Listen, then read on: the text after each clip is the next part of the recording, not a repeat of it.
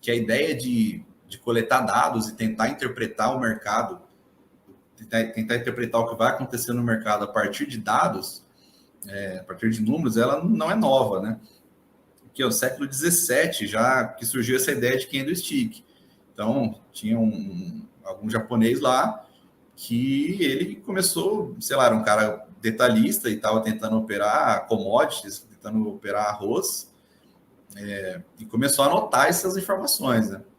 E ele encontrou essa forma interessante de organizar essas informações. Falou assim, aconteceu um dia de negociação. Será que se eu pegar só o último negócio do dia, é uma informação relevante? Mas será que se eu não pegar mais, como é que eu resumo o que aconteceu no dia? Porque no dia teve vários negócios. O arroz foi negociado a 12 e foi negociado a 13, a 10, né? Então ele teve essa ideia. É uma ideia interessante, né? Então ele anota o primeiro negócio do dia, que ele chama de abertura, e marca aqui a base desse retângulo maior, né? Na época ele não usava retângulo, né? Mas hoje a gente usa. Marca o fechamento, que é o que vai formar esse retângulo grande, e marca a mínima e a máxima, né? Que vai formar esse pavio aí, né? Que a gente chama de candlestick, ou vela, né? Ou simplesmente candle, que é o que a gente costuma falar.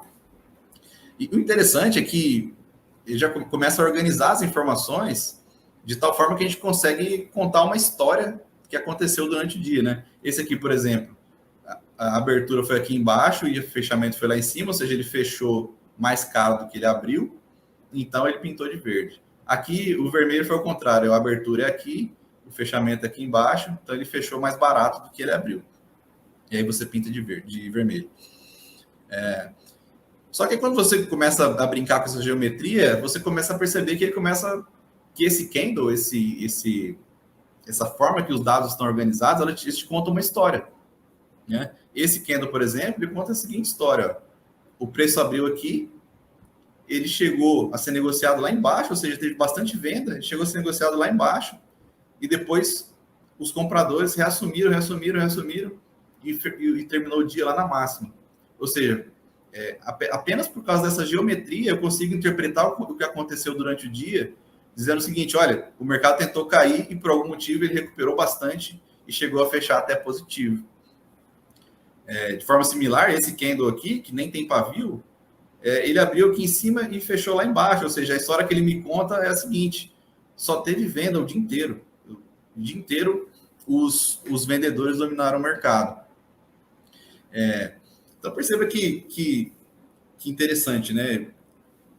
Apenas a forma que eu organizei os dados me dá insights, pode me dar insights do que pode acontecer daqui para frente, né? Então, se o cara entende que, poxa, o mercado vinha caindo, passou um dia caindo, 2 dias caindo, e aí nesse terceiro dia que ele ia cair, ele foi, caiu, e de repente surgiu comprador por algum motivo, sabe lá Deus que motivo, não importa, surgiu muito comprador e o mercado subiu e fechou em alta.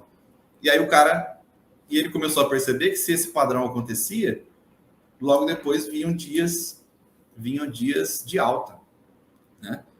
Então, a pessoa que está lá interpretando esses dados, agora ele não tem só dados, agora ele tem um insight, ele tem ele pode começar a observar padrões, ver se esses padrões se repetem, se esses padrões fazem sentido, e desses padrões ele vai tentar arrancar dinheiro. Basicamente, ele vai especular, né? Essa é a ideia. Então, ele vai fazer o seguinte: olha, se quando esse padrão acontece, vem 2 dias de baixa e de repente vem essa geometria aqui que me parece interessante, se depois vão vir, eu entendo que virão dias de alta, então vou fazer o seguinte: quando o preço passar desse nível aqui, eu vou comprar, tentando ganhar um dinheiro para sair dessa posição lá no que a gente chama de alvo ou de take profit. E se der errado, se o preço continuar caindo, eu saio dessa posição aqui no stop loss, ou seja, numa perda que eu já calculei antes de assumir essa posição. Então, olha que interessante, eu tinha dados, né? Esses dados me deram um insight, né? de observar um padrão e falar, vamos ver se ele acontece mesmo, né? Vamos ver se ele se repete. em quantidade suficiente para que eu consiga extrair dinheiro disso. E baseado nesse padrão que eu observei, eu vou montar uma estratégia, certo? Vou montar uma estratégia operacional. Essa aqui é a ideia geral, né? E a gente pode trazer isso para qualquer outra coisa, né? Então, eu tenho informações, essas informações me dão ideias de padrões e eu monto uma estratégia baseada nesse padrão. E aí, o céu é o limite para o que eu posso imaginar agora, né? E qual que é que tem de legal aqui? Que agora, isso aqui são números, tá certo? São números. Eu posso fazer isso aqui automaticamente. Agora que eu observei que o padrão acontece, basta esperar que ele aconteça. Quando ele estiver nesse ponto aqui, eu já vou tomar a decisão. Tirei a emoção e a subjetividade humana do processo.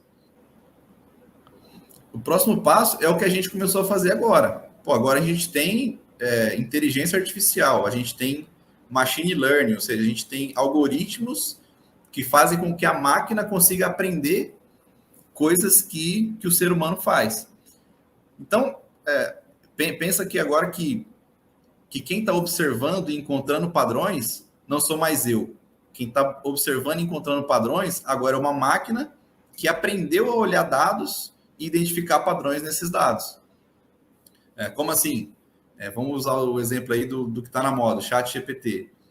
Como é que ele consegue escrever e conversar com você como se ele fosse uma pessoa com tanta inteligência? Porque ele está olhando um banco de dados, observando padrões de como as pessoas escrevem, de como as pessoas se comunicam, e ele consegue identificar e reproduzir esses padrões. Você vai ter a inteligência artificial que copia a voz das pessoas. Então, você dá lá 10 segundos da minha voz e daqui a pouco ele consegue reproduzir a minha voz da mesma forma. Aqueles outros algoritmos que corrigem a face, né? Pega o meu rosto e põe no seu, por exemplo. Pega o rosto de uma pessoa famosa e põe no meu. Enfim, já existem algoritmos hoje que conseguem identificar padrões e reproduzir esses padrões.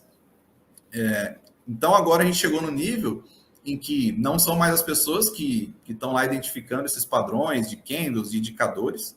A gente está só fornecendo essas informações para uma inteligência artificial que está lá aprendendo a encontrar padrões e tentando prever o que vai acontecer com o preço a partir desses padrões. Então, é isso que a gente faz hoje.